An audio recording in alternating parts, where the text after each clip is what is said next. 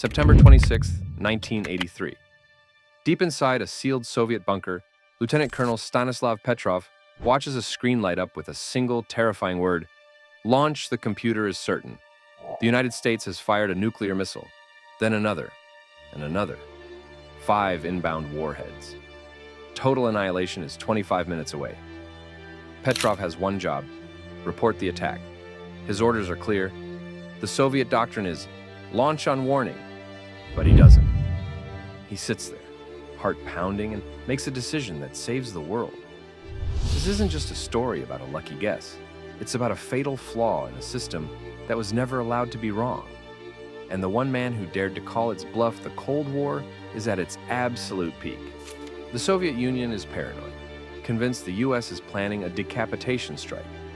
So they pour billions of rubles into a new state-of-the-art early warning system, OKO-I. It's a network of satellites and supercomputers designed to give the Kremlin a 30-minute head start before doomsday. The system is built on one core assumption: the computer is always right. The logic is simple, brutal, and automated. 1. Satellite detects missile launch. 2. Computer confirms the threat. 3. Alert goes to the officer. 4. Officer reports to command. 5. Command launches a retaliatory strike. There's no maybe. There's no check again. In a nuclear war, hesitation is defeat. But the OKO system had a secret, a tiny, almost laughable weakness.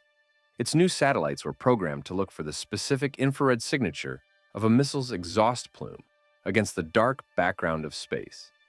It was sophisticated tech. But the software was rushed. The algorithms were crude. And on that night, a rare perfect alignment occurred. Sunlight, reflecting off the tops of high-altitude clouds near a US missile base, created a glare that mimicked a rocket's heat signature exactly. The billion-ruble satellite saw the sun hitting a cloud and screamed, "Missile launch!"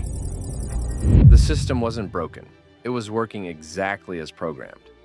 It was just programmed with a fatal lack of common sense. Now, put yourself in Petrov's chair. The alarm is blaring. Red lights are flashing. Your subordinates are staring at you, waiting for the order that starts World War III. The political pressure is immense. The KGB is running Operation Ryan, a massive intelligence effort based on the absolute belief that a NATO first strike is imminent. The entire Soviet apparatus is primed for war. To doubt the computer is to doubt the state itself. The system was brand new, expensive, and built to counter the ultimate threat. To suggest it could be wrong was heresy. It was seen as infallible. Petrov had every reason to obey. His career, his freedom, maybe his life, depended on it. But he hesitated. Why only 5 missiles? He thought, if this was the real thing, the skies would be filled with hundreds, even thousands of warheads. This was a pinprick, not a sledgehammer. It made no strategic sense. The computer saw data. Petrov saw context. He took a breath and made the call. I am declaring this a system failure. He reported a malfunction, not an attack. He bet billions of lives against a machine's judgment. And he was right. But before we see the aftermath, let's talk about soundtracks for suspense. You're editing a video about this nerve-shredding standoff. You need music that builds tension. But one copyright strike can blow up your channel faster than an ICBM. That's where Epidemic Sound comes in. It's a royalty-free music and sound effects library, built for creators, with over 50,000 tracks and 200,000 sound effects.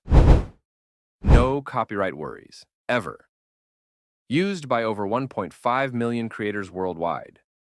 You get unlimited downloads, safe monetization across all platforms, and music that actually sounds professional, from tense, cinematic drones to epic orchestral scores. Plus, their catalog updates with fresh tracks constantly. Want to soundtrack history's most tense moment? Use the link in the description. Thanks to Epidemic Sound for supporting the channel. Now, back to the bunker. The investigation later confirmed the truth. A simple, predictable optical illusion. The system was updated. Petrov was reprimanded. He wasn't hailed as a hero. He was criticized for his lack of procedure. His career stalled. He was pushed into early retirement. The state couldn't celebrate the man who revealed that its multi-billion ruble defense system and the doctrine it supported was critically flawed. It was easier to bury the story and the man. So what was the 46-cent mistake that almost killed billions? It wasn't a cheap microchip. It was the flawed logic itself. The mistake was hard-coding a system with such brittle, literal rules that it couldn't tell the sun from a missile. It was treating a complex, nuanced reality as a simple yes-no problem. The cost of that conceptual error, the failure to build in redundancy, skepticism, and human judgment, is what amounted to a 46-cent mistake in a billion-dollar system. We are building our own OCO systems right now. We call it AI, automation, algorithmic decision-making. Think about the flash crash of 2010, where automated trading algorithms reacted to each other and wiped nearly $1 trillion from the stock market in minutes. They were working perfectly, just like the Soviet satellite.